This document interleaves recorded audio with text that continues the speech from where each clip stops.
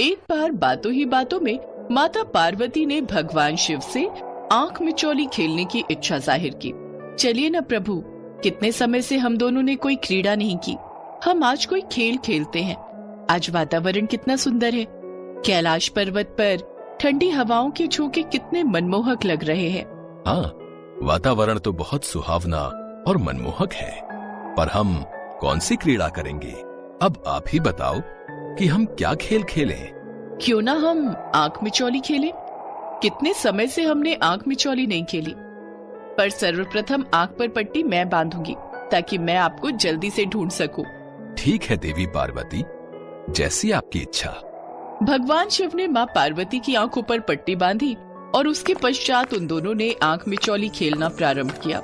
आओ पार्वती, मुझे ढूंढो, बताओ मैं कहाँ हूँ? बस कुछ देर रुकिए स्वामी, मैं आपको पकड़ कर ही दिखाऊंगी।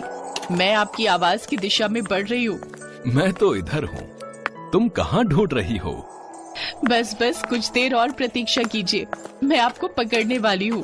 भगवान शिव भोले भाले, उन्हें क्या पता, उनके डमरू की आवाज को माँ पार्वती भली भांति पहचानती हैं। उन्होंने कुछ ही पलों में भगवान शिव को पकड़ लिया। देखा स्वामी, मैंने आपको पकड़ ही लिया। पर आपको कैसे पता चला कि मैं उस चोटी के पीछे छुपा हुआ था? आपको ढूंढने में आपके प्रिय डमरू ने मेरी सहायता की। आपके डमरू की आवाज की दिशा में ही मैंने आपको ढूंढा और आपको पकड़ लिया। अब आप अपनी आंखों पर पट्टी बांधिए, अब आपकी बारी है।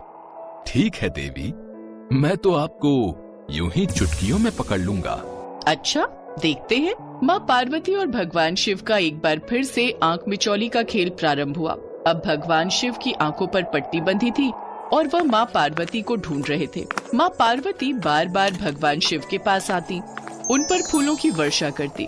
भगवान शिव उन्हें पकड़ने की कोशिश करते तो वह फिर गायब हो जाती। प्रभु प्रभु इस ओर, यहाँ मैं तो इधर हूँ, आप उधर कहाँ जा रहे हैं?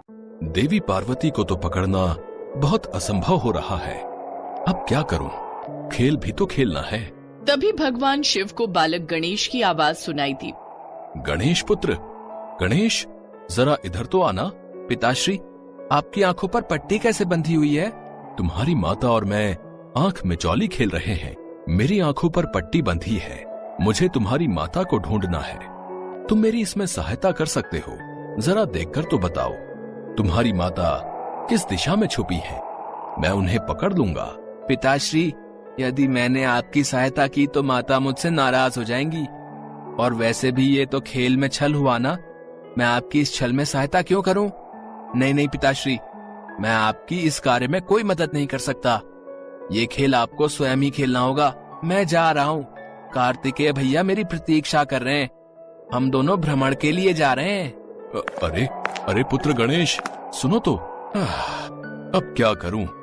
मैं पार्वती को कैसे ढूंढूं? तभी माता पार्वती शिव जी को आवाज लगाती हैं। क्या हुआ स्वामी, पुत्र गणेश ने आपकी सहायता नहीं की? मैं तो आपके समक्ष ही खड़ी हूँ, इधर, यहाँ। शिव जी माँ पार्वती को पकड़ने की कोशिश करते पर हर बार असमर्थ हो जाते। अरे प्रभु, ये मैं हूँ। माता पार्वती उधर है, आपने मुझे पकड़ लिया है। हाँ, ठीक है। इस पट्टी से देखने में मुझे बहुत असुविधा हो रही है। मेरी समस्त इंद्रियां भी काम नहीं कर रही। मैं अपनी शक्तियों से देवी पार्वती को देख भी नहीं पा रहा हूँ। स्वामी, जब तक यह मेरे हाथों से बंधी हुई पट्टी आपकी आंखों पर है, आपको दिखाई नहीं देगा। आपको मुझे ऐसे ही ढूंढना होगा, मेरी आवाज की दिशा में, इधर। भगवान शिव बहुत देर तक माता पार्वती को पकड़ने की कोशिश करते रहे, पर हर बार वह असफल हुए। अब उनके पास एक ही रास्ता था जिससे वे माता पार्वती को पकड़ सकते थे। मैं गिरने का अभिनय करता हूँ। देवी पार्वती मेरी आवाज सुनकर जरूर यहाँ आएंगी और मैं उन्हें पकड़ लूंगा। पार्वती! क्या हुआ स्वामी, आपको चोट तो नहीं लगी? मुझे कुछ नहीं हुआ, पर मैंने तुम्हें पकड़ लिया, मैं जीत गया। नहीं स्वामी, अभी अपनी आंखों से पट्टी मत उतारिए, अभी तो खेल समाप्त ही नहीं हुआ। यदि आप खेल में छल कर सकते हैं तो मैं भी तो आपके साथ छल कर सकती हूँ। जिसे आपने पकड़ा वह मेरी माया थी, मैं तो यहाँ छुपी हूँ। माता पार्वती जानती थी कि भगवान शिव गिरने का नाटक कर रहे हैं, इसलिए उन्होंने अपनी शक्ति से अपनी हमशक्ल उत्पन्न की और खूब जोर से हंसी। कुछ देर तक यह आंख मिचौली का खेल चलता रहा। भगवान शिव को एक और युक्ति सूझी। देवी पार्वती, मैं सोच रहा था मैं आपको ढूंढने में असमर्थ हो रहा हूं। अब ये खेल ऐसे ही चलता रहा तो मैंने जो आपके बारे में सोचा है, आज मैं आपको कहीं ले जाने वाला था। भगवान शिव के मुंह से इस तरह की बातें सुनकर माता पार्वती से रहा नहीं गया। अब वो भगवान शिव के आसपास ही घूमने लगी। आप मुझे कहाँ ले जाने वाले थे प्रभु? ले जाने वाला था, पर अभी तो मैं तुम्हें पकड़ ही नहीं पा रहा हूँ। अब जब तक ये खेल समाप्त नहीं होगा तब तक क्या ही फायदा ये बताने से कि हम आज कहाँ जाने वाले थे। बताइए ना प्रभु, मेरे मन में बहुत उत्सुकता हो रही है। हम कहाँ जाने वाले हैं? अब आप इतनी दूर दूर से मुझसे वार्तालाप करेंगी तो मैं कैसे बता पाऊंगा?